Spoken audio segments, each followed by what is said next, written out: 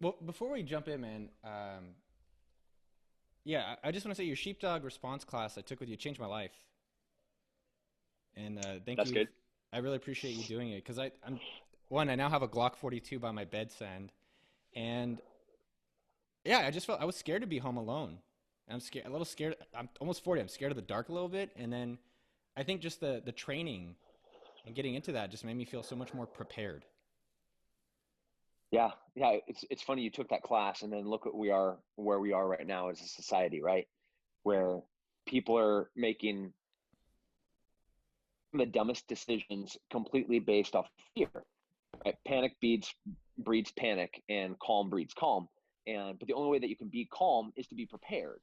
Like there's not a calm person that knows they're going to die. The only calm person is like somebody that's prepared. So we always joke, we're like, find the calmest dude in the room when things go wrong. Go put Mm. yourself by him because he's going to clip some chain link fence or wire, and he's going to start taking scalps. We joke, but it's totally true because like that dude has a plan, and that plan has been prepared through a lifetime of training. And here we are in the middle of COVID, right? And people are they're fighting over hand sanitizer and toilet paper, right? There's like people getting into near gunfight altercations over face masks, and then there's us, right? That are just like, this ain't that bad, right? It's Thursday. It is a Thursday, man. What would you say your plan is? Which plan? How many plans are there? I have a lot of plans. I know. Well, it's funny because I've been talking, and I specifically focus on startups and business, and I'm curious to hear that part of your story because it's not a lot out there.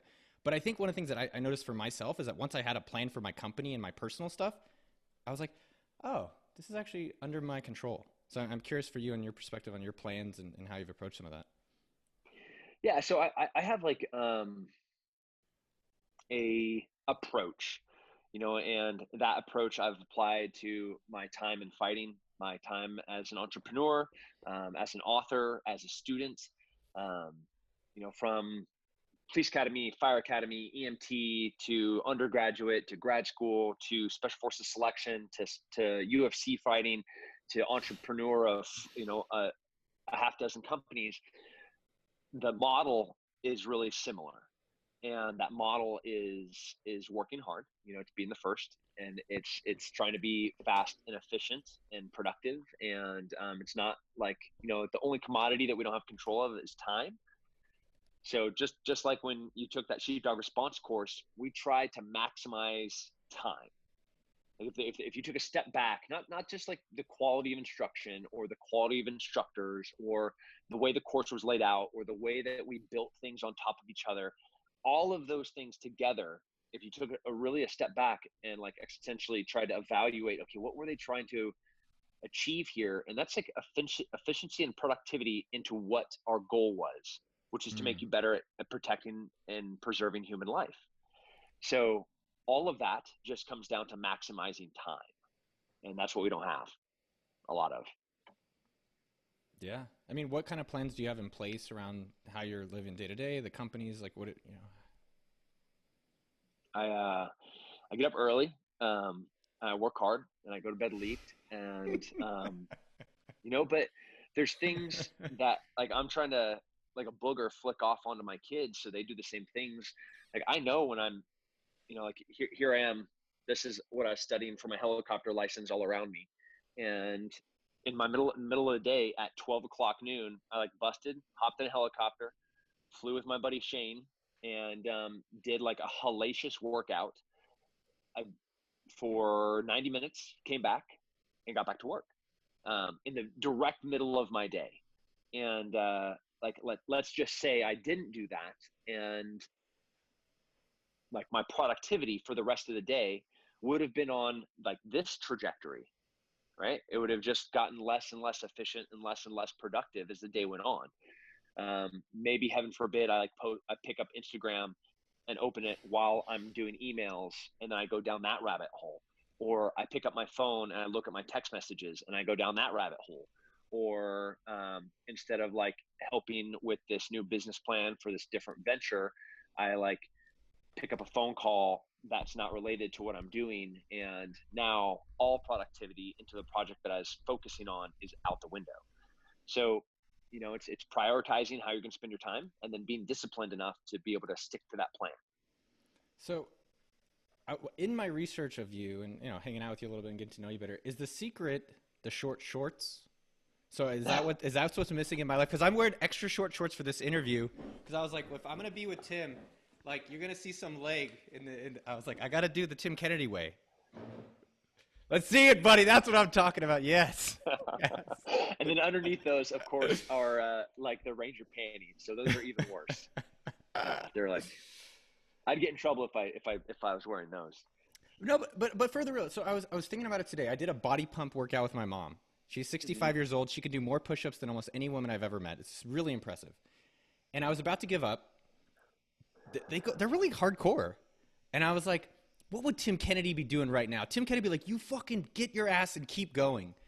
And Yeah. it kind of, I guess I was just starting to think, but like, where did it come from in Tim? Like, I hate when people ask me what my motivation is. I don't know, fuck that. But I guess I was just curious, like, what's going on in your head? And who is Tim Kennedy? Um, I am a lesser version of a bunch of way more successful people in my family. Um, from my dad to my brother to my sister to my uncles to my grandparents, all of them. I'm really like an echo or a shadow to the things that they have done and accomplished. Um, and so a template that I have that I kind of explained to you is again just a poor imitation of what I watched them do. What I like watch my dad do and watch my brother do, and so it's big shoes to fill to be in this family. They I'm surrounded by overachievers. Like guys that are in NCAA, like still hold records in NCAA record books. People that are in like the Hall of Fame for baseball. Some of the most famous moments in baseball history are my relatives. Olympians, lawyers, and then there's like, wait, so you enlisted in the army? You enlisted in the army.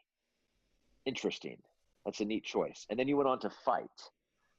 So you got hit in the head for a living. it's, it's like they don't care that you fought for world titles. It's like, are you good enough to be a Kennedy? I'm exaggerating a little bit, but some of that is true. So my it would be,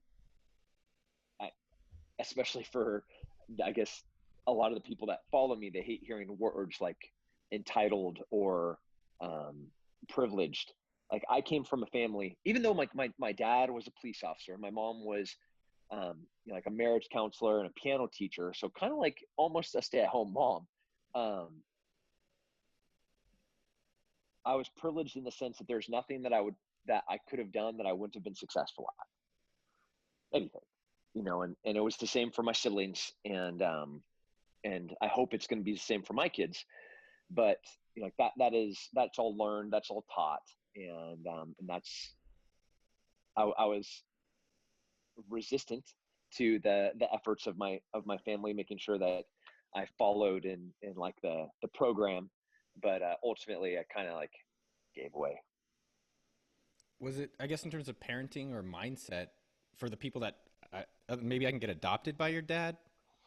You know, I mean, so what is it that we can each, if we're not able to be born into your family, I guess what's going on in your mind, or how can we start building some of that ourselves? Interest, time, and love. So, as a whether you're a manager, an executive in a company, you're a parent, you are a platoon leader, a platoon sergeant, you're a squad leader, a team leader. Like it doesn't to the smallest level unit, smallest order unit to the largest order unit. Ultimately, like these these characteristics ring true, and that's transparency and truthfulness. Um, like like I watched my dad fail countless times. I watched my mom fail countless times in every spectrum, in marriage, in fathering and mothering, in business, in investments. But I also watch them step up to the plate like Babe Ruth and take a swing, right? Or Michael Jordan stepping up to the free throw line, or looking for the pass right before the buzzer. And that's like half the battle, right? Is just having the discipline and the choice of wanting to actually try. If you fail, you fail, and then you come back and try again. And I find that the people that end up being the most successful and being the best leaders are the ones that are honest, so truthful, and they're transparent in the fact that they're always trying to do this. When you think of someone in your life that impacted you like that, is your dad the first one that comes to mind, or who comes to mind in terms of? Um, so my grandpa, World War II, greatest generation, um,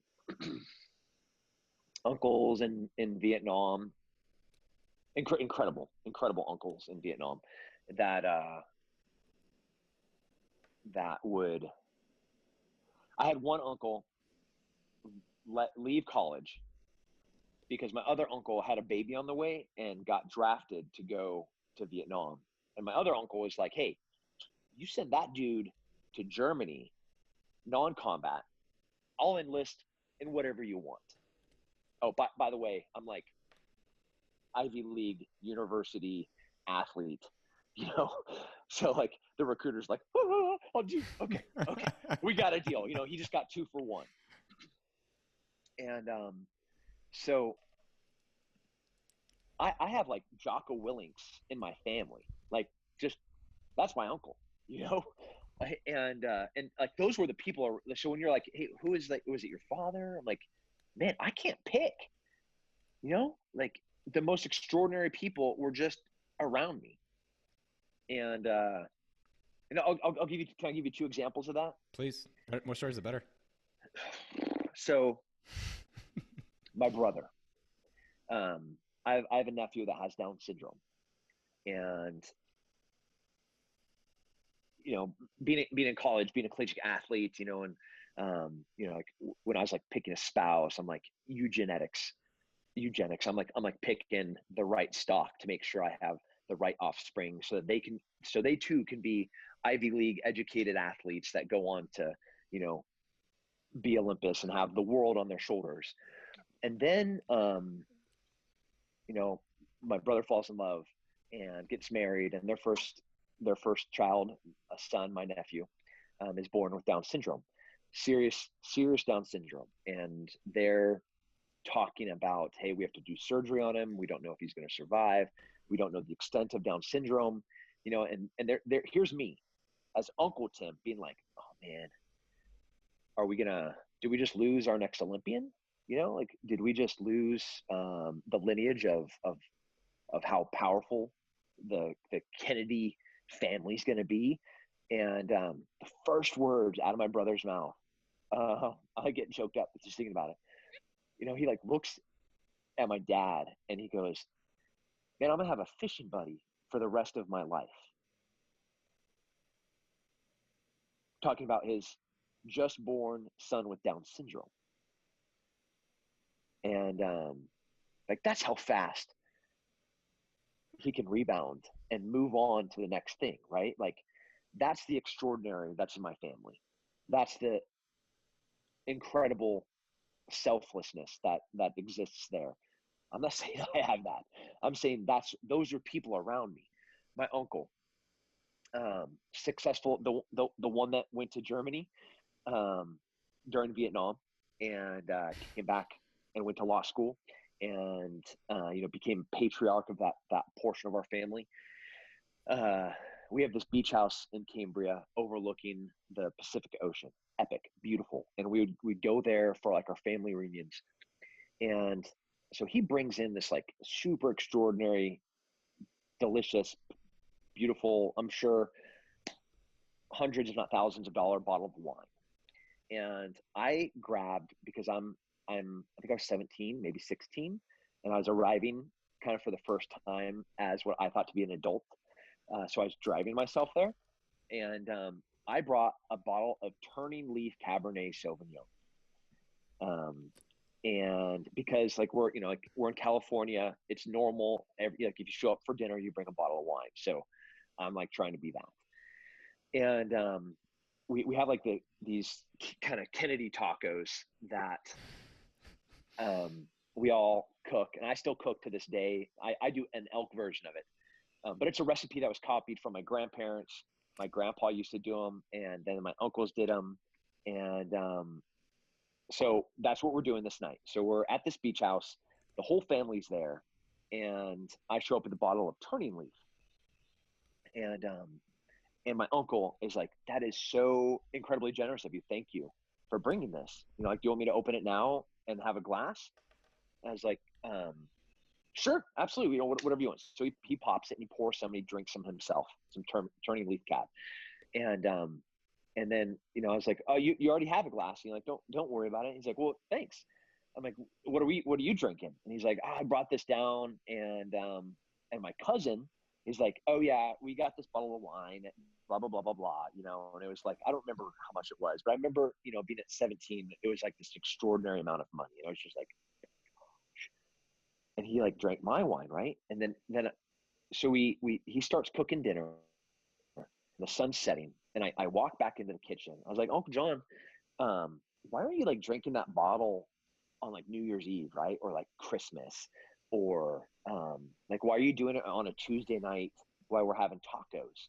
Mm. And he looks around. He's like, "I'm surrounded by the most important things in my life, if not the only important things in my life. Why would I not want to have it right now?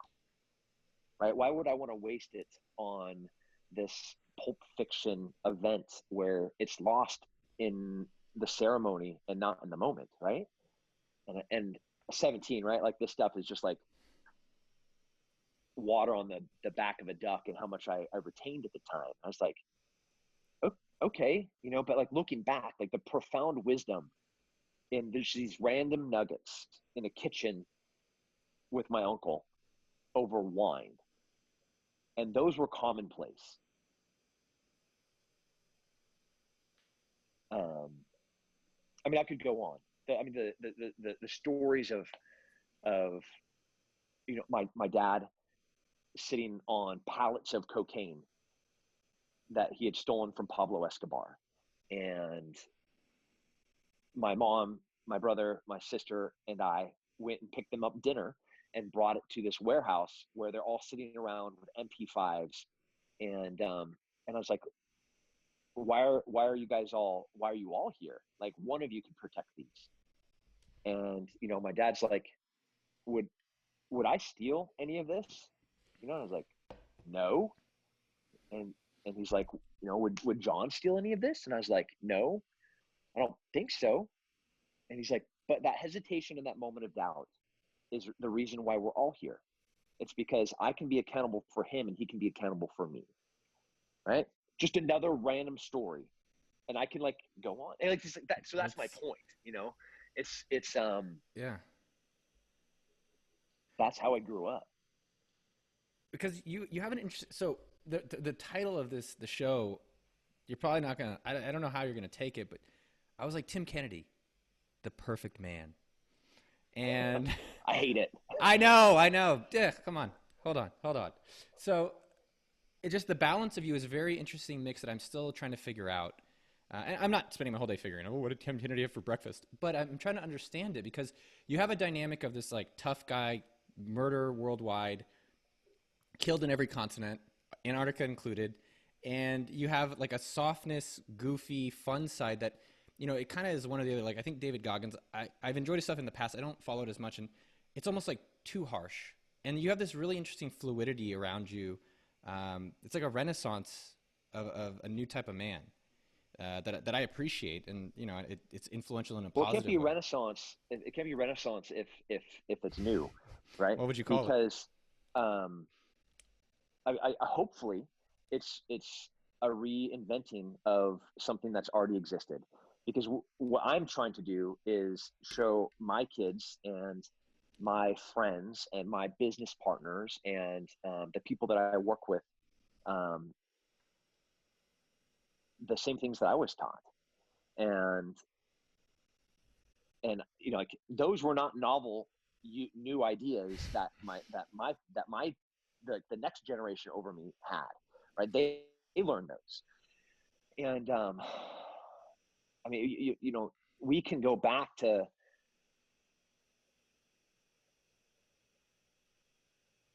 books and from novels to docu-series, and we see these same men over and over again in history. And so, I mean, I'm just trying to fill some shoes So with my going big on, hairy feet. yeah, and your hairy body and your short shorts. But I think where I want to go with that, or not, I think where I want to go with that is for the people that weren't born in your family. And I was thinking about the people who were unemployed. Or I had great parents, and a lot of people didn't. And maybe they're unemployed, maybe they're scared, maybe they didn't have a lot of the discipline or the love that you were able to get. Like, what should they do today, especially now? Like, how should they start approaching some of this stuff? So I love,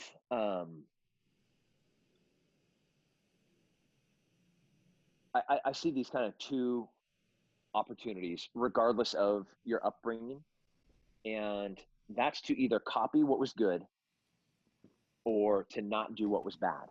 So in the military, every time that we do something big, we do this after action review.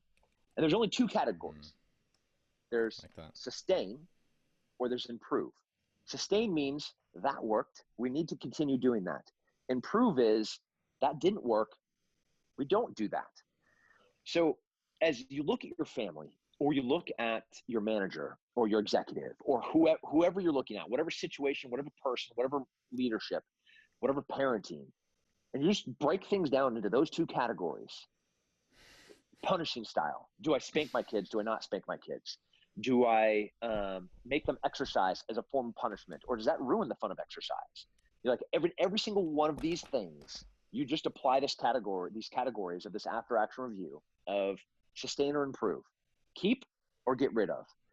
And like even if you came from the most broken home on the planet, that gives you more improves to work with. And if you came from the best home on the planet, that gives you more sustains to work with. But in either case, you already have a template to how to improve moving forward. And I work with people that came from nothing, that are worth way more than me and that are way more successful than me in everything. And they didn't have the same opportunities that I had, but they're still every bit as successful. And you look at the reasons why, and that's why. David Goggins is another example, right? Like look at where he came from and look at who he was before he went into Buds. And then you're like, wait, what happened? What changed? Discipline came. That's what happened. Discipline. And those are choices of improves and sustains. Like, I'm not going to do that, or I'm going to do this.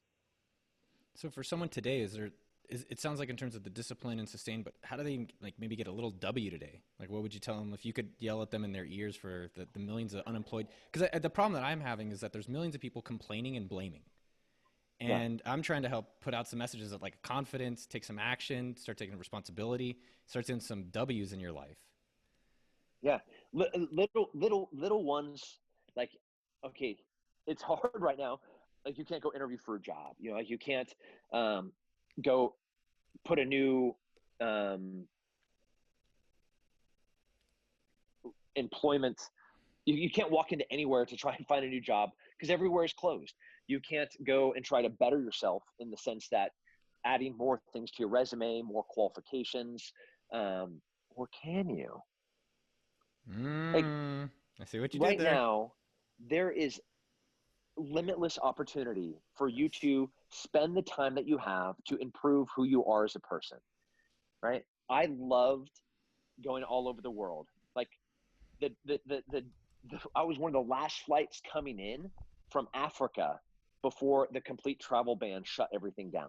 One of the very last flights. Like look at my life. Last year, I was in like in 20 something different countries. This year, it doesn't look like I'm gonna go anywhere. So I could do nothing. Right? I could sit on the couch. I could worry about my businesses closing. I could furlough my employees, maybe even lay them off so I don't have to worry about it. or I could get up early and I could stay up late and I could make the wheel turn. And you say, well, how, right? Like, how am I improving still? Like, if you look at my resume, like, what else can I do? Um, what else can't I do, right? I can improve my language. So when I go back, instead of being like a 2+2 in my military language score, I'm a 3.33. Instead of like being an aspiring pilot, I'm just going to go take my test the moment they open the testing centers, because I already have all that crap memorized, right?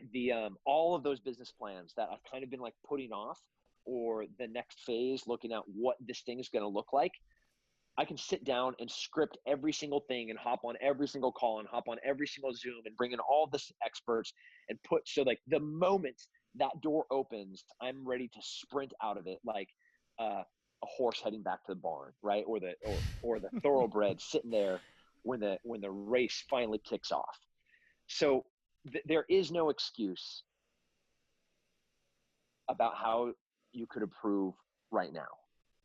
We live in an era where everything is at the tip of our fingers, right? You could learn 5 languages right now. You know, you could. I'm learning piano and like after this call. That's awesome. My niece is switching from piano to cello, and my daughter, I actually just had to run down the driveway to pick up her music stand because she's learning a new finger position for violin. And she didn't want to do it, but now she has the time, so she's going to do it. I love that. Like, yeah. Real quick intermission. How much time do you have? Because there's honestly so much stuff I'm really curious to talk about, and I want to make sure it depends if you're half hour more. What do you think? Hour. Yes. Okay. So I'm going to do some of the more fun stuff, and then we'll do, how's fighting? The fighting stuff. Okay. So I love what you're saying about that, and I think I want to highlight. People are like, oh, Tim, well, he had advantages. It's like, no, the reason Tim is because Tim's been doing the things that Tim is talking about.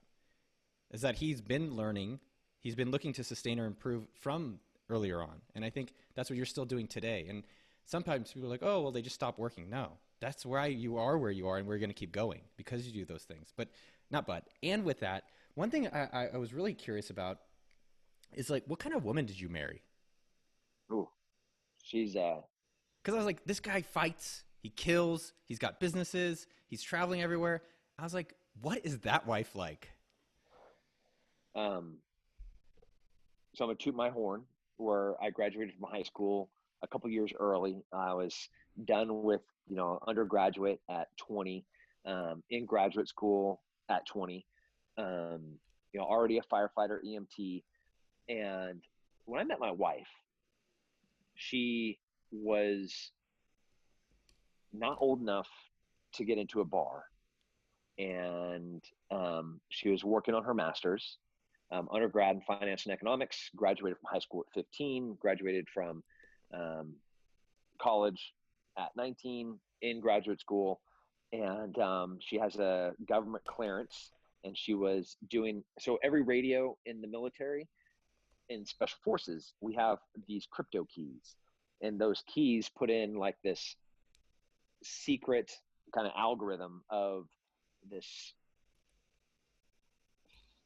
It's like a code for us to communicate to each other, so people that are on that same frequency can't hear what we're saying, even if they could find the frequency that we're in.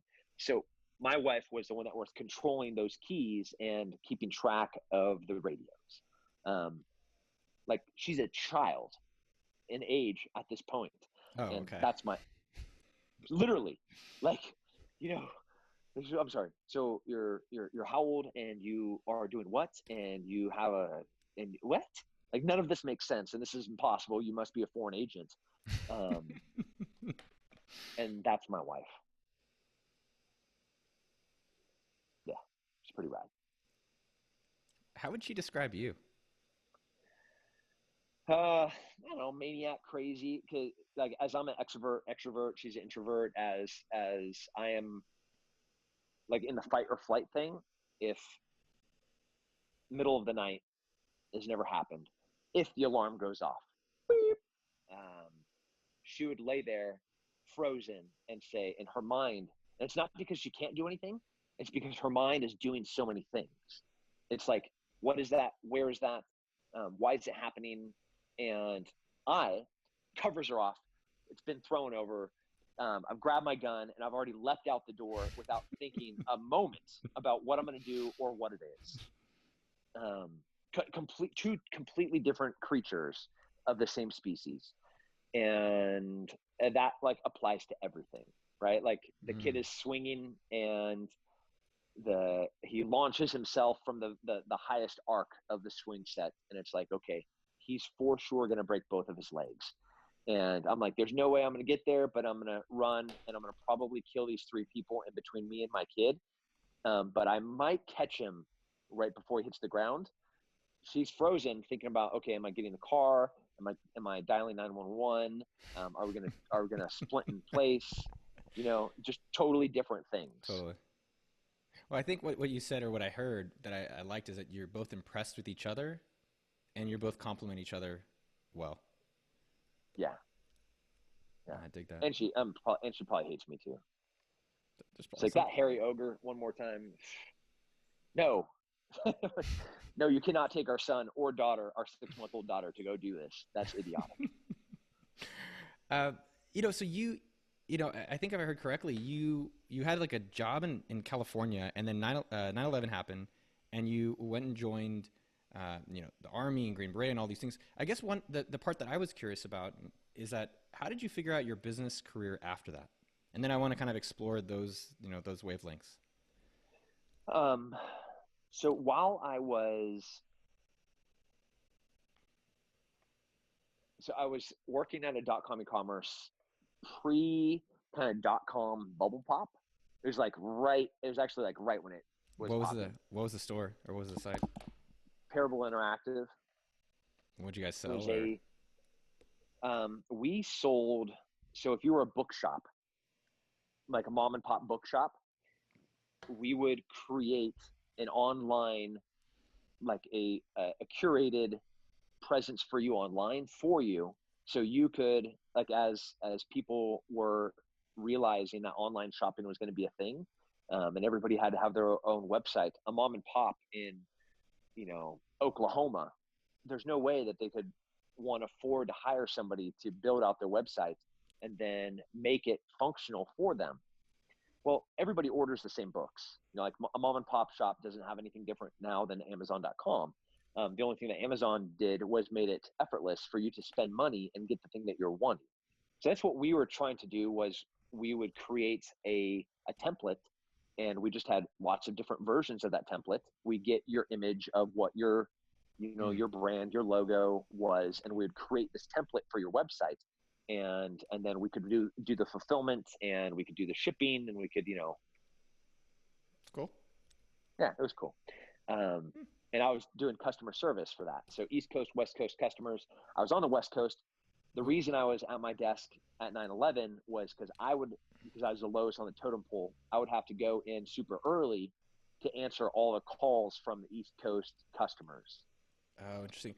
Real quickly before we keep going on this, I guess one thing I just want to know as we're doing the story, did you have a life plan before that? Were you thinking, hey, I might do in the military and I want to be an entrepreneur and I want to travel the world and do these things? Or what did you think? No, I knew exactly what I wanted to do. I knew 100%. Have you seen Silence of the Lambs? Yeah. Yeah. So, yeah. Okay. Which person did you? What, Clarissa? Yeah, Clarice Starling was my goal.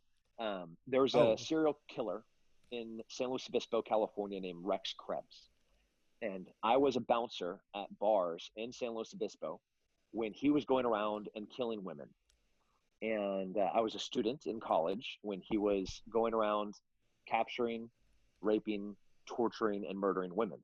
And matter of fact, my best friend's dad was one of the ones that went and found him and was able to put him in jail. Again, another example of just like who is around me. So I remember being so scared for these women. And I remember walking the places that this guy would prey upon these women. And what do you think I was hoping would happen? He would do right? it. Yeah. He'd do it. Just like I told you in person. Like, I wish I was in every single movie theater. I wish I was in the single Christmas party when somebody walked through the door and didn't like the fact they're doing a Christmas party, or some racist walks into a black church to kill a bunch of black people, like wherever it is. Like, I just wish I was there. And that is not something new. That is not something post special forces. That is not something like post growing up in a household with protectors. Like, I remember being on like a church field trip, and my mom, like the mama duck, was walking down the street, and we're crossing a crosswalk in San Luis Obispo, California, and a car blew through the crosswalk with her little ducklings behind her. And I remember my mom hit the rear view mirror and tear it off of a moving vehicle as she kicked it and dented the sides of the car. This is my mom, right? And remembering my dad in parking lots in malls in Southern California where we would hear a woman scream. I remember being like a kid, like 5, 6 years old. I remember like not being able to move, and I don't even think I could breathe. And my dad just looking at my mom and saying, "Stay right here, I'll be right back." And he opens the door and he runs out, and grabs a guy that's hitting a girl, and he's like, and holds that guy until the police come. Like, this is pre-cell phone. Like, my mom had to drive to a payphone to call 911. So somebody would, like, that, like, people forget like what had to happen back then for just the cops to show up. And like that was where I came from, right? And that's me at 5 years old, or 4. I was 4 at North County Christian School. And Laura LeCarey, she had just gotten a haircut, and it was a little short. And I remember a guy told Laura, or one of the other kindergartners, told Laura that she looked like a boy. She's like, "Laura, are you a boy? You look like a boy." He knew Laura wasn't a boy, right? So I followed this little boy up to the top of the play gym, and I cracked him in the mouth, and I pushed him off the top. And of course, I went to the principal's office, and I got spanked, and I was like, "Yeah, I'm going to do that again." Literally, I said that to the principal. And, like, he's like, "Did you learn your lesson?" I was like, "Yeah, that he's a jerk. Laura is beautiful, and I love her, and she should marry me." And, and that was 35 years ago. So now let's fast forward again. I'm in college, and there's a serial killer going around, and all of the girls are scared. And I want to find this guy, and I want to wear his skin. I'm a wrestler. I'm already a professional fighter. And I was like, just for the love of God, let whatever creature, this like reincarnation of a demon in a human form that is doing this thing to these innocent people, let him do it in front of me and see how that day goes for him. And so I wanted to go work for the FBI. I wanted to go, because before 9/11, serial killers were like the most evil form of humans, right? Before we had like the active shooter, like the school shooter or the terrorist, the serial killer, the John Wayne Gacy's and BTK and some of the other. Oh yeah, like that really, like, if you're gonna put your finger on like the mala and say, like, what is like the embodiment of the most evil form of the human race, of the human condition, it was a serial killer. And then you watched planes slam into a building, and you watched Americans sitting in a window looking back and having to choose of jumping to their death or burning alive. And then you're like, all right, I have now seen a new form of evil, and I'm going to find whatever the fuck that is. I'm going to kill all of it.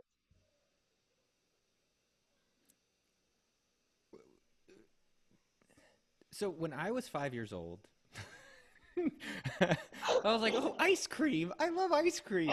So I do want to keep going on your journey, and we'll pick. What are you afraid of, though? Because like my inclination is like, "Oh, well, where's Tim when someone's attacking me?" Or it's not to run away, but I think that's the majority of our mindset. So I guess, what are you scared of or afraid of?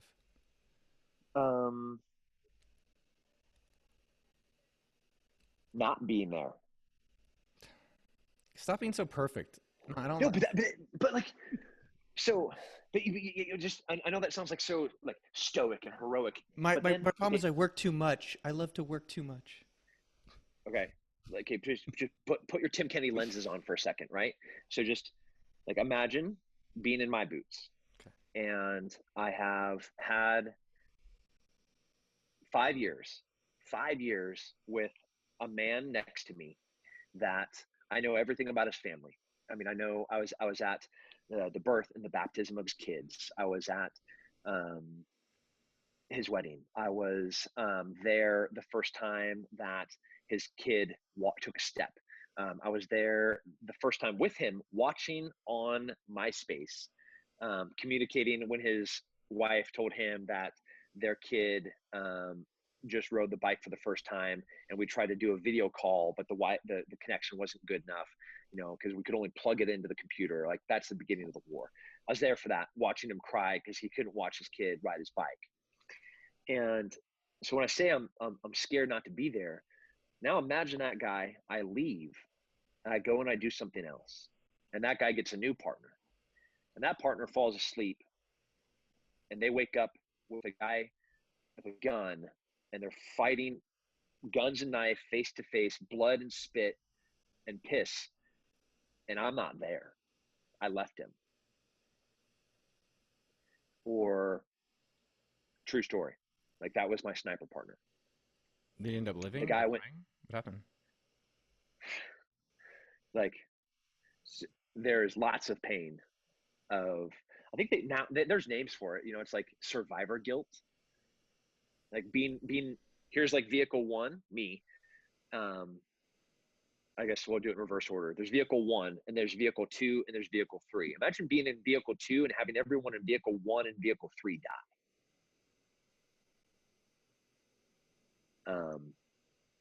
And then you live, and then you go and fight and do great things, and then the other people that were in your vehicle, they continue doing what they're doing, and then they get blown up or they get shot, and you weren't there.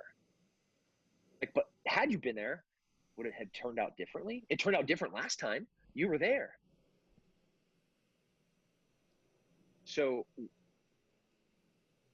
from my lens, the fear of not being there is a real thing, because I've not been there and I've seen what happens.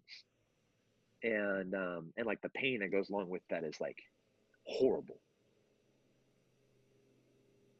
We got deep. Yeah, I just lost you for a second. Yeah, that's I'm great. back. Yeah, I'd rather talk about that than, oh, I don't know. Just I find this interesting. It's interesting that that matters to you so much. Well, I mean, like, sheepdog response is an effort for me to be there. I'm trying to duplicate myself to thousands of other people, to tens of thousands of other people. I am. It's interesting. I never thought of it like that. Me being a Green Beret, our mission is to be a force multiplier. Is me trying to duplicate myself all over the world. So that maybe sometime, someplace, somewhere, there's a dude that's ready, or a lady that's ready to be like, nope, not today, motherfucker. You don't get to hurt these people.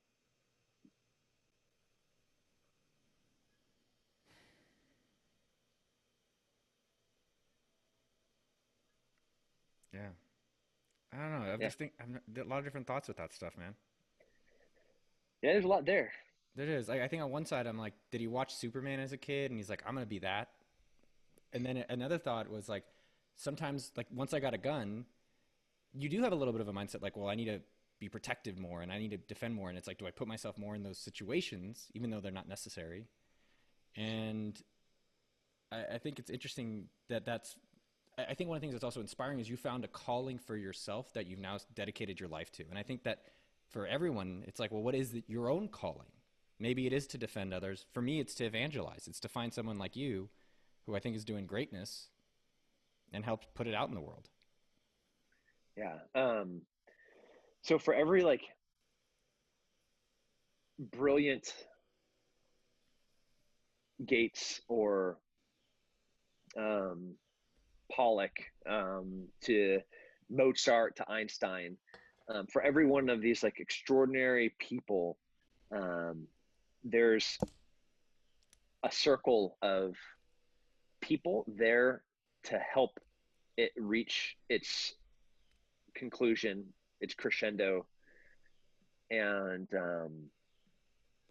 you never know which person you are in that circle, and I say it's a circle because there's nobody in the middle, because ultimately it takes everybody to get that thing done. And it's like, yeah, Walt Disney was brilliant and he had a vision, but like he didn't know about construction, and he didn't know about um like a rider experience or the mechanical engineering that what it took to make a ride. Like he could draw a mouse. He literally could draw a mouse. And now look, so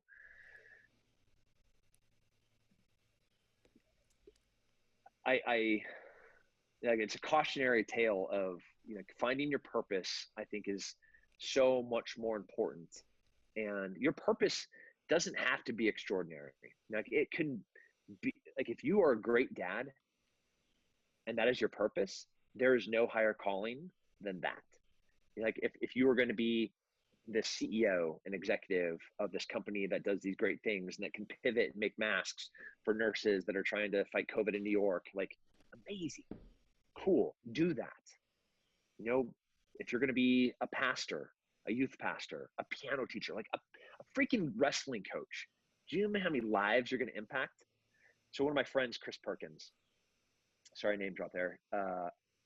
He got invited to work at this high school, and he has a master's degree in education, and he could go work for a university and get tenure. But then he got offered at this podunk school in Texas to go and be the wrestling coach. He's a great wrestler, and he'd be a great wrestling coach. And the job, because they don't have the ability to pay for him to be a wrestling coach, he has to be a teacher and then also do this. But they're like, well, all the classes are full for high school. So what we want you to do is work with kind of like the troubled ones that don't have enough credits to graduate, to help them graduate. And for a second, he's like, it's kind of an insult, right? Like it's a ding on his ego. And let me tell you about Chris Perkins, like a guy that was in the very beginning of the war, and like fought hand to hand, and was a drill sergeant and a platoon sergeant, and his entire adult life he's been shaping wayward men to do incredible things. And now they don't know any of this stuff, and he's telling me, and he's kind of like, man, I don't know if I want to do it. And I just want to grab him by the scruff of his neck, and it's like, that is why God put you on the planet, is to do that for young men. There's no higher calling. Think about that, Chris. Think about the number of lives that you can impact in 1 year. Now, multiply that by the next 10 years that you're going to be doing this. You could literally save 1,000 kids' lives, sending them to college, getting them out of poverty, and changing the course and the trajectory of their entire family's lineage. Like, they've 6 generations of Podunk, Texas, and then they meet you. And in 1 year, the first kid in the family's history is going to graduate from high school. Think about what that means. So find out what that is for you. I didn't literally slap him, but it was kind of like an emotional slap, because he's like, yeah. How can everyone improve? He's going to say, oh, excuse me. He's going to save some lives. That's all I'm saying. Well, I think we touched about it a little bit in the beginning of this chat conversation, but I kind of want to come back just on that same topic. It's like, how can everyone improve their discipline or improve their hardcoreness? I like to call it the Kennedy-ness. Oh, I'm not a verb. I'll start that 2020. The little incremental changes in discipline go a long way. So I don't remember what Jocko said. He's like, if you are looking for motivation to go and do something, you're always going to fail. Always. The only thing that you're going to find success through is discipline. And you're like, wait a second. So I don't need to be motivated to go and get another workout in. I don't need to be motivated to go and dry fire. I don't need to be motivated to sit down and study my helicopter FAR AIM 2020 book. I don't need to be motivated. No, you do not. That will always fail you. But discipline will not. And everybody's form of discipline is a little bit different. That might be a calendar. That might be a note card. That might be a little pop-up reminder on your phone. That might be you telling your spouse to hold you accountable. That might be telling a colleague to hold you accountable. That might be finding a workout partner that can go and work out with you every single day so that you are there to work out at that time. It might be getting a program for somebody that is going to make you do and improve as an athlete. So all of those are different techniques in discipline, and all of those have to be applied differently for every single person. But motivation will fail you. Discipline is where you'll find your success. Incremental improvement. So to answer your question, that was a long answer. That wasn't actually that long at all. That was pretty concise. Okay, good. That was really concise. So two things I just want to summarize, because I think sometimes as an audience, when they're listening to this or watching it, it's like, oh, that was good. But it's like, I'm just going to highlight. So the first thing you talked a little bit, especially with Chris and with you both ways, is who's around you. And a lot of people, it doesn't even have to be geographically. They can be online. But who are you putting yourself around to elevate if you don't have the Kennedy family? Second thing is, I love this little discipline stuff, because I think a lot of times we're looking for some secret. I know I read a book, like I read this book, I'm reading it now. It's called Courage to be Disliked. And, you know, at the end of the day, the book is like, you really just need to do what you really want to do. And it's like, there's no secrets in any of this stuff. But it starts with small things that add up. When you're doing your sets, like you said you went and worked out and it was fucking killer today, what's in your head? I asked you, but I don't think I heard it, or maybe I want to hear it again. Are you thinking like, yeah, I'm an animal, this is the gorilla mode? Like, what's in your head? Because sometimes what I think when I'm biking and I'm going hardcore, I'm like, dude, you're built for this. And I get like this fucking like craze on my eyes. Yeah. I think about fear. So I say I always want to be there, right? Like my biggest fear is I'm not there. So that then means that I have to be there. And if I have to be there, that means I have to be ready to be there. And I have to be better than everyone else that is there. And whatever that thing is that is happening there, that means I have to have prepared for that thing that is happening. And all of that it's fear. Right? We had the saying in special forces, when like you're sucking, right? You're in small unit tactics. It's phase 2 of the special forces pipeline, the Q course. And it's raining. You've maybe not slept in a couple of days, and you have 120 pounds in your rucksack. And they say, hey, you have a new mission. You have to infill to this thing, and we're going to be patrolling all the way. And you just see guys like emotionally and morally want to quit. And then the cadre, who are incredible, most extraordinary. Who's a cadre? What does that mean? A cadre is like a teacher, an instructor. Oh, okay. He brings, he's like, hey, circle in, bring a knee, take a knee, face out. So everybody takes a knee, and he said, drink water. So you pull out your canteen and you're drinking water, and it's raining on you. You're in like the crap swamp land of North Carolina. And then he starts talking, and you want to fall asleep. You want to do a rucksack flop. And he's like, hey, just think about this.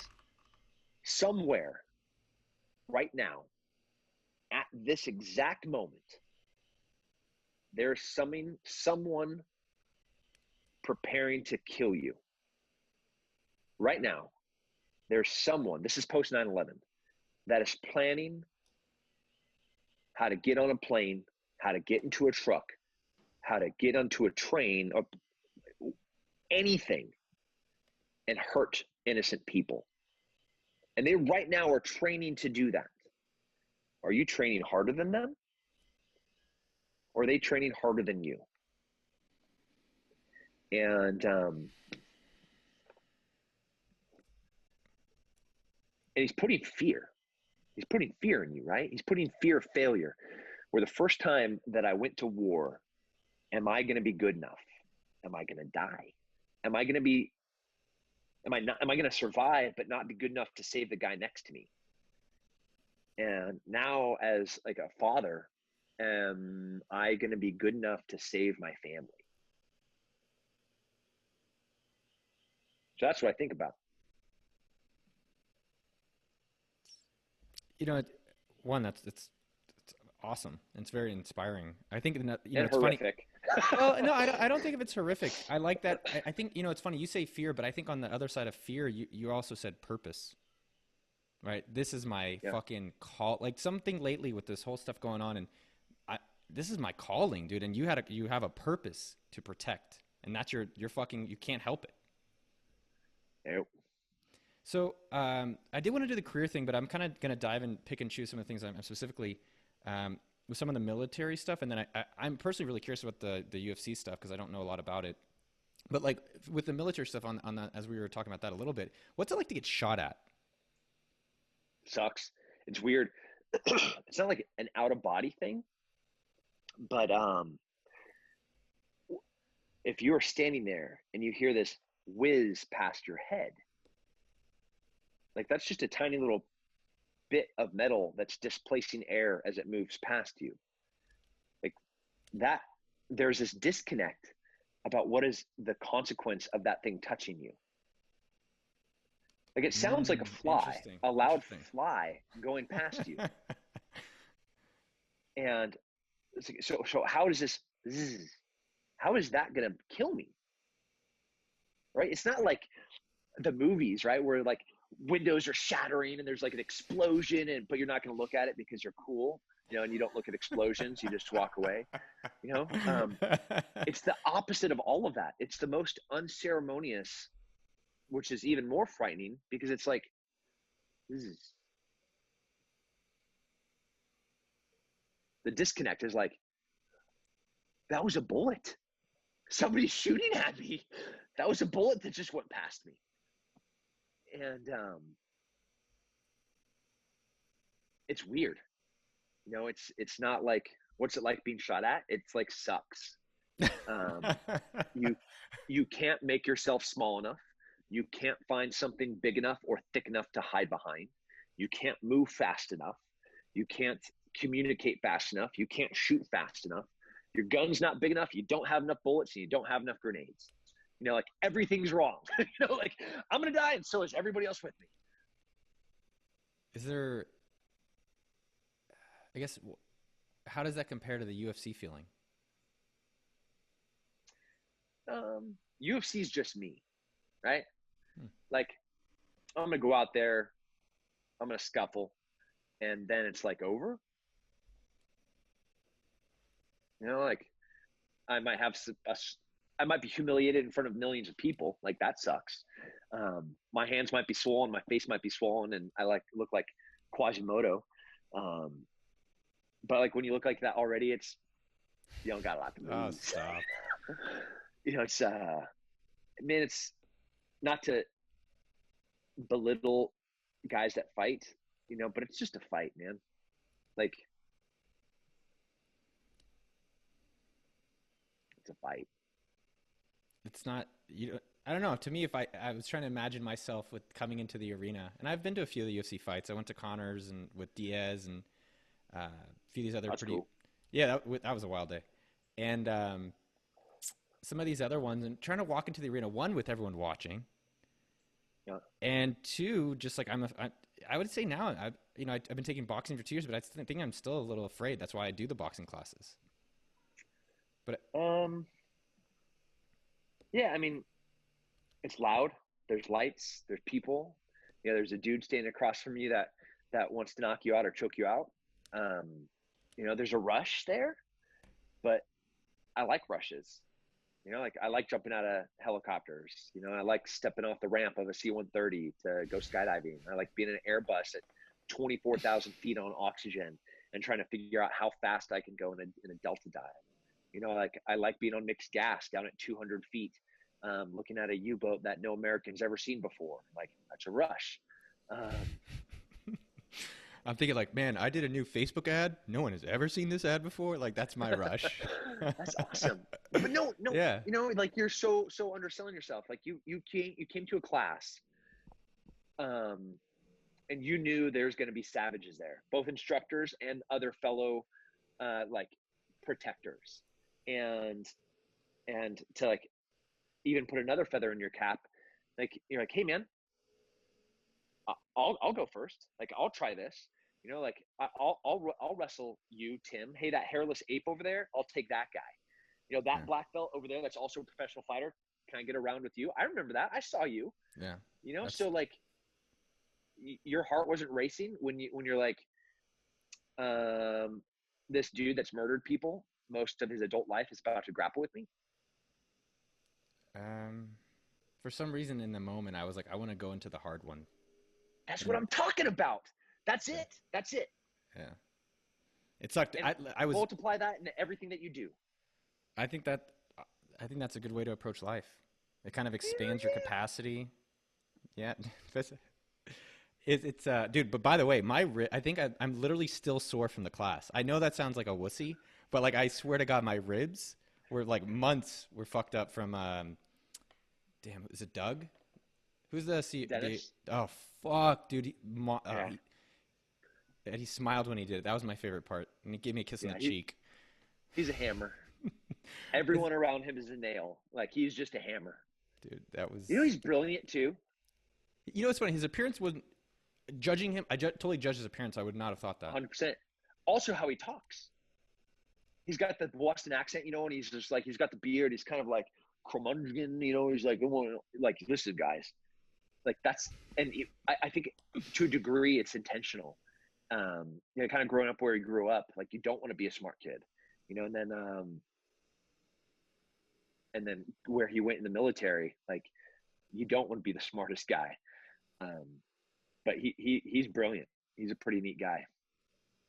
Yeah, it was Yeah. So you got beat by Hammer, got a beat by, smart Hammer. got beat by a lot of people, dude.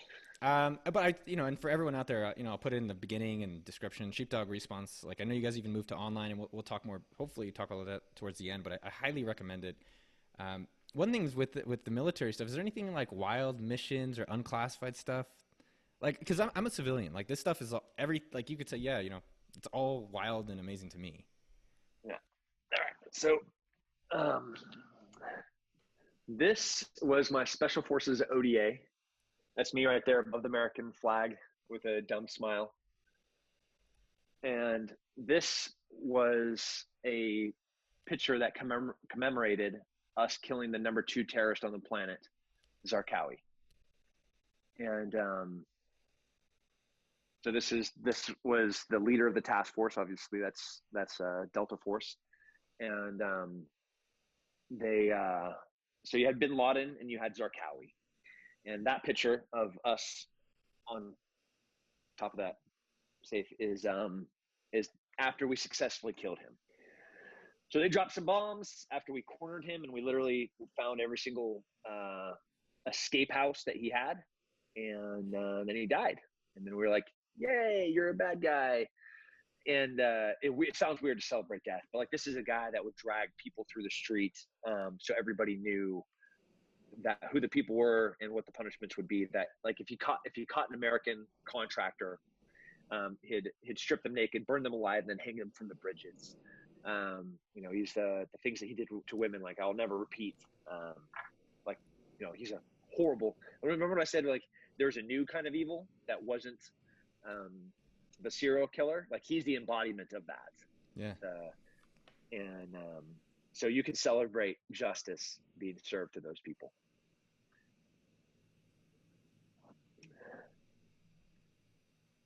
It's a wild life, Cool man. story. Yeah, it's funny. I was thinking people collect baseball cards or like, oh, I got this really good bottle of whiskey. You're like, well, I killed number 2 terrorists in the world. like,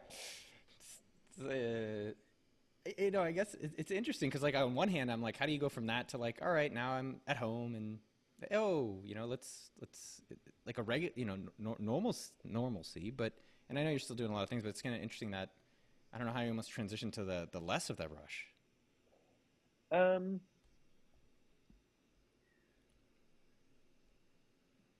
The not that like soloing in a helicopter is the same as stepping off of a Black Hawk with bullets whizzing past your head, but like I'm as anxious. You're laughing, but I'm as anxious about soloing a helicopter for the first time. Like I just learned how to hover 2 weeks ago, Dude, and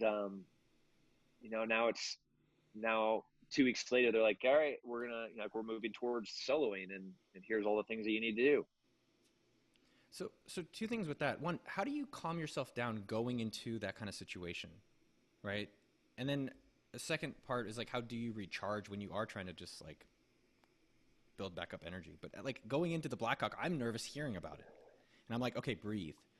So is it like breathing? Is it thinking? What's going on with that? You can go into it. Training. Confidence from preparedness. So the more you train, the less you bleed. Like the more you sweat, the more you sweat, the less you fail. All of those things, they sound so like metaphor and irritating, and like I just don't want to hear another cliche motivational meme because I've seen it on everything, But then you're walking in a helicopter and you're like, man, I just spent the last 6 months of my life preparing for this moment. I'm feeling pretty freaking good right now. Hell yeah. I just got off a pre-mission training where like I've been in special forces for 3 years. Went through the Q course, went to Sephardic, went to SODIC, went to SIFSIC, like every one of these specialty shooting schools. And then I went directly to a special mission unit. And then in that special mission unit, we do this 6-month-long pre-mission train up to go and do this thing. So there's 4 years of your life, and now I get to do the thing. Like, do you think I'm feeling pretty prepared? Yeah. Yeah, right? So like, how do you, in that moment, it's you prepare, and that's discipline. Yeah. It reminded me, you triggered the thought around like Kobe Bryant or some of these people who win the games, but it's because they've been shooting those shots when no one's watching for so long. Yeah. And so I love that you gave the example of like, I didn't just go and get on a plane. Oh, okay, I'm going to jump down in this weird country and shoot this, help kill this. But you were training for 4 years to get to that point. For the audience, just to highlight, I saw you shoot when we were at the class. Shooting is like unreal. Like I'm 5 feet away, and I can't get these targets. And I think one thing that I took away from the sheepdog experience that was big is that it's easy to get a gun. It's easy to do literally any activity in life, but it's a different thing to master it or to train for it, and to be actually be good. And that literally applies to everything. So it was a good lesson for me. How do you recharge, man? Like you got the family, and then you got the work, and then you're still involved in the military. How do you recharge? That's something that, like, one of my favorite books. Have you read Power of Full Engagement? Oh, dude, I'll send it to you afterwards. And it's got me thinking more like there's a balance of the active, and then you got to plug the body in and get that charged up. Well, fortunately, a lot of like the active that I do feels that it is like I love what I do so much. Like that's exercise cool. To me that is me recharging. Me going and shooting is recharging.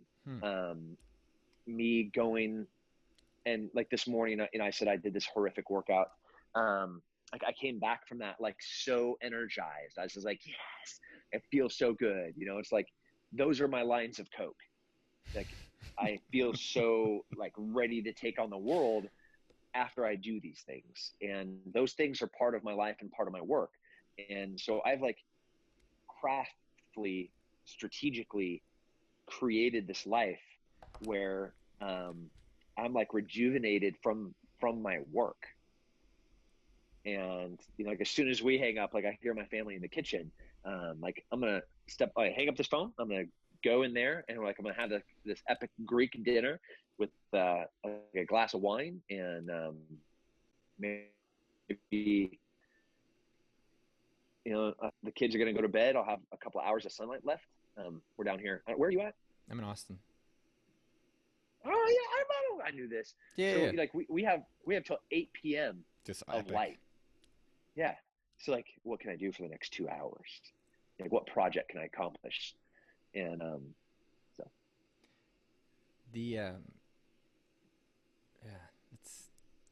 all right. Hold on, we're just overcharging. Yeah, man. Yeah.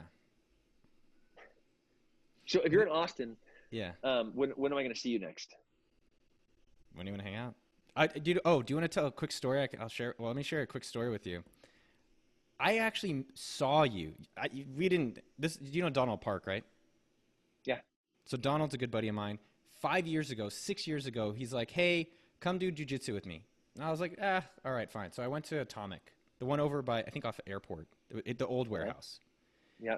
And I did jujitsu with me, and I did it with Tucker and a few of these other dudes, and it was fucking tough, man. That's some serious shit. And I remember seeing someone in the corner, and he was taking on 5 people at once. 5 people, and I'm barely hanging on. I barely could work with this one 5-foot woman that looked like my mother. She destroyed me. And I'm like, who the fuck is taking on 5 people? That was some big dick shit right there. I was like, that guy fucks. But it was just only later that I realized that was you, and it was cool to. I think actually the most interesting part about that for me, when you watch 2 people on UFC at the elite level, you're like, oh, he fights, he punched, he kicked. Oh yeah, like these are 2 dumb, animals, and the level of excellence and what it actually takes to even be at that level, to see was phenomenal. Yeah. I was you haven't met my buddy Shane, because he teaches some of the sheepdog courses. And have you met Shane? Was he I'm at not the sure. course that you're at? I don't He's like, recall. he looks Adonis, like he's just a Greek god looking dude. And he got an altercation with this dummy, and he fortunately was able to diffuse it and walk away. And he's talking to me about it. He's like, man, I realized that I could literally beat this person up without ever hurting them. And I was like, isn't that cool? Like, he could have, like, the dude comes and tried to fight him, and he could have pretty effortlessly parried a punch, taken the guy to the ground, and put him in a position where he could just sit there and be like, hello, you're going to have to just relax and stop fighting me so that we can go our own ways. And I was like, That's think cool. about that for a second, like how powerful that is. Like what a superpower you have, and how extraordinary that is. It's cool. I was just reflecting how all the people's balls you tased in the jujitsu class. It motivates you. That's It your motivates you signature. to move. Oh, dude, my buddy got his balls tased by yours ass, and he was like, "Yeah, that fucking inspired. That's inspiring." You said one of the things I was brain farting on for a sec. What's a horrific workout to you? Because I think for people, I'm like, yo, that's got to be some. What is horrific? Um, so I love the pain, and so like if we're like doing sprints and like a filthy 50, muscle ups, and so today we did an hour and 25 minutes of your heart rate staying plus or minus 1% of 75%. So you stayed 74, 75, or 76 for, no, it was an hour and 15 minutes. And then we finished with, yeah. So that is just, you are just in hate rage mode for an hour and 15 minutes. You're just like sitting there looking at your heart rate, and you're like, I'm at 75. Okay, I'm cool. I'm going to keep this pace. And then your body kind of equalizes and stabilizes there. And then it goes down to 74%. You're like, oh no, oh no. So then you start pedaling faster. And then you're up at 76%. You're like, oh yeah, I can slow down a little bit. Okay, I'm back at 75. Repeat for an hour and 14 more minutes, because that was just 1 minute. And then at the end of that hour and 15 minutes, you added a burpee every minute for as far as you can go until you couldn't finish the burpees in a minute. Dude, I want to come over and work out, man. Yeah, come on. That sucks. Just do that one and send me what number you get. The burpee one. Yeah. So you start minute 1, you do 3 burpees. Okay. Minute 2, you do 4 burpees. And you just add 1 burpee every minute. Okay. I'll And do it. minute 1, you start at 3. All right, I'll do it. You know, it's funny. That's a finisher though. Like, that's not a workout. That's what you do at the end. Okay. I did a push-up one like that, and my buddy said the thing that he did that was really interesting is like, how many do you think you're going to get to? Where you do 1, and then on minute 2 you do 2, and then on minute 3 you do 3. I was like, I don't know, maybe I'll get to like 100. And he's like, yeah, try it. Yeah. So, a lot of people go to the military, but not a lot of people do go to the elite levels, which, I mean, they do. But the path that you took from there, that's the part, we kind of started that in the middle of this conversation. I'm kind of curious how that came about. I didn't really see anything, and I was curious. Because you kind of went from, yeah.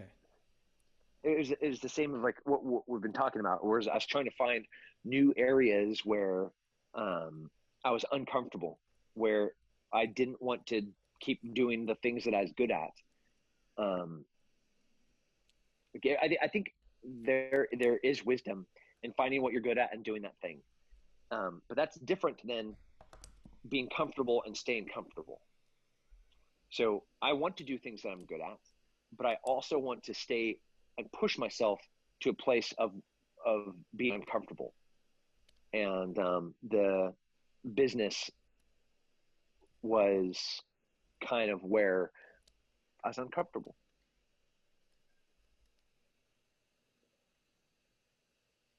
Same with flying helicopters, and same with um, learning lacrosse at 40. You know, um, do you know anyone at 40 that's trying to learn lacrosse? No, lacrosse is a very Kennedy thing to do, though. It just sounds like what the Kennedy family would have done. Yeah, And then, oh, we did some croquet in the afternoon. yeah. And so that's interesting because I guess you wanted to become a public figure. Was that something that drove you as well? Because like UFC is public, and you speak, and No, is this a no. byproduct of it? Yeah, yeah. If like I wish that I could be behind the guy saying all the things. Hmm. That would be my. Like what was that? Tom Clancy book, Clear and Present Danger. Harrison Ford. He was talking to the president, and he like gave him a nugget of wisdom in a little conference that they had in the Oval Office.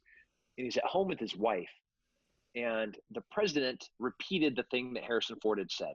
And Harrison Ford was like, "I said that. I told him to say that. That was awesome." And and I wish that I could have that opportunity to positively impact greater circles and like larger audiences. And I don't think that my voice is ever going to do that, even if, and I'm never going into politics. Um, but finding the people that I could help and hopefully give wisdom to from all of my failures, and there's lots, so that they could not make them themselves. Interesting. The Because part of me actually thinks the opposite of that for you. Oh, No, I think you have some messages that are very distinct and unique, and I think other people have them, but you've lived them. And I don't think you're not sitting in your. I think the difference in you, especially at Sheepdog, it showed a lot about your characters. That, and this is the thing I'm fucking angry with a lot of people. A lot of people are sitting in their high castles with opinions, and commentary, and complaints. I hate them. Yeah, and you're Yeah. fucking on the front line. And I'm doing my best to do it on the business side with people saying, "Hey, let's start get shit going." And I think you're doing that. Self confidence, like protect yourself, discipline. So I would actually like to see more of your voice out there. I'm gonna do my best to get it out there, but and we can talk a little bit at the end. I have some other ideas for you to how to get more of your message. I think you should get even further out there. Well, I love them. Like I believe in what I'm saying, and I believe in what I'm doing, and I believe in the Yeah. people that I'm working with. My phone, when I just blacked out, said I had 5% battery left. All right, bro.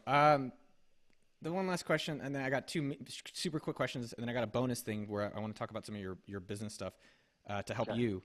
What is there anything you want your kids not to learn from you? That's kind of my final question. Or not follow in your Um. footsteps? Oh man, yeah. A thing, or things like, man, like sustains and improves the ways that I could be a better husband are like, how do you prioritize the things that I have in my life?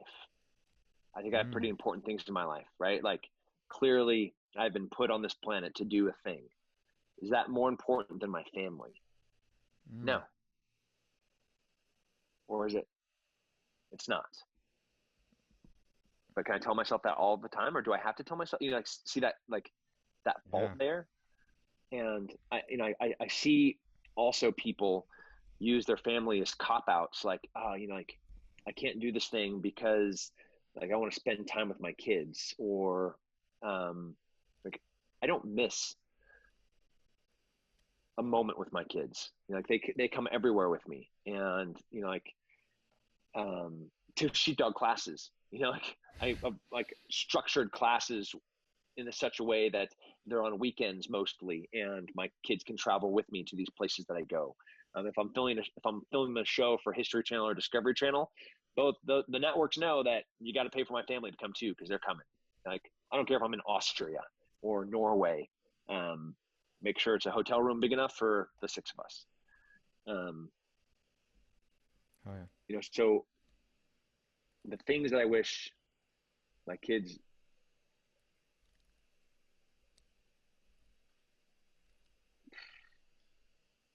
there's a lot of pain in my life, physical and emotional. Um, I hope that I'm dumb. I have to learn. And the way I learn is sometimes through failure. Um, like I wouldn't wish my life on my worst enemy. So I know kids follow in their father's footsteps, and I hope to hell that that's not the case here. With my dad, I had, and thinking about you as a dad and thinking about my father, maybe what I hope for your children was that they can, and this took me till probably like 30, but do the good things that I did like about him, and then not make the mistakes and learn from the things that maybe that he did. So Yeah. just actually get the, like, I'm fortunate that I got to see some of the good and the bad so that I can learn from both of those things. Yeah. I have definitely learned from some of my father's mistakes, but I've definitely repeated some of my father's mistakes. It's our role model. Two Yeah. last things. One, what is in a Kennedy taco? Because we're gonna end on dude. You can't talk about tacos and not give me that secret. Is it a secret family recipe, or is this like? No. So we take soft corn tortillas, a little bit of olive oil in the pan, Mm, salt, and once you hear the crackling of the salt in the oil, that is when the pan is hot enough for you to put the tortillas in there. So we're gonna make almost a crunchy taco shell, but they're not mm. crunchy tacos. It's a soft taco. Um, so the elk meat is onion powder, garlic powder, cumin, chili powder, and sea salt. And so there's your taco meat essentially. And then you have a very simple guacamole, which is serrano peppers, lime, salt, and pepper, and avocado, uh, cilantro, plain Greek yogurt, Oh, and then Parmesan cheese, just a fuck, little bit. damn, dude, that was like some porn right there. That was like Pornhub. That, was a, It's really good. that sounds fucking ridiculous. Um, is there one thing that I've never really had? I've tried to read more about military because I think from how they do leadership is really interesting. How they do strategy is insanely interesting. I haven't really found any great books on it. Do you have any ones you could point me to? Um, have you read Jocko Willink's books? Mm-mm. There you go. Okay. Um, so I want to stop. We'll stop this, but I want to talk about your business. Like it's not. I don't know. We could talk, I guess, for the show. But first, dude, you're the perfect man, and don't be so hard. Be hard on yourself because that's what made you who you are. But also on the other side, I was talking with Tim, a friend of ours, and it's also you got to be a little gentle on yourself too. Maybe a little bit. Fuck, Tim Kennedy, you're the man.